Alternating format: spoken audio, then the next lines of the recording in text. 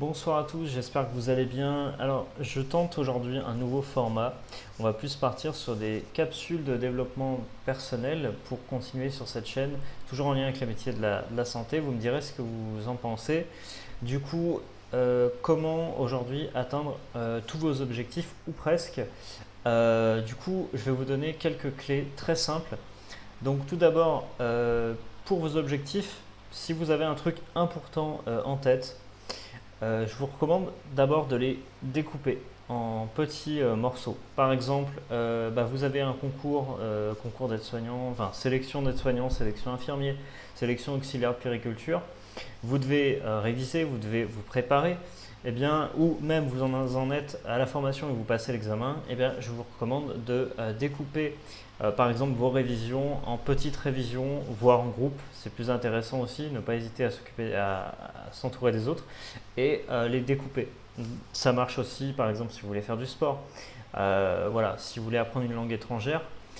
Tout ça, vous allez le découper par exemple en 10 minutes par jour. Et vous allez voir que de cette façon-là, vous allez vous sentir progresser. Petit à petit, au début, vous n'allez pas vraiment percevoir vos efforts, mais petit à petit, vous allez voir que ça va aller mieux. Et aussi, la deuxième chose que je voulais dire, c'est que ces objectifs-là, ils doivent avoir un fond derrière. Donc je m'explique. C'est-à-dire, pour un concours, pour une sélection menant un métier de santé, par exemple, c'est relativement facile parce que vous avez déjà l'objectif, le but, la carrière après qui vient en tête. Enfin, l'école, la carrière et tout ce qui vient en tête.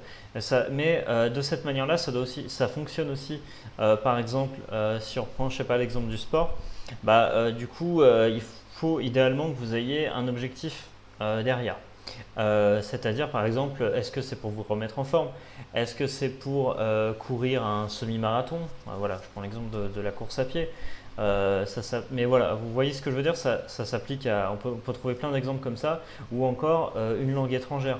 Peut-être que vous avez envie de voyager, par exemple, et que vous aimeriez être plus à l'aise, par exemple, en anglais, en espagnol, voilà, peu importe la langue.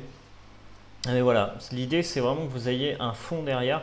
Donc découpez vos objectifs tout d'abord en petits objectifs et avoir un fond derrière, quelque chose, on appelle ça un pourquoi souvent dans le développement personnel.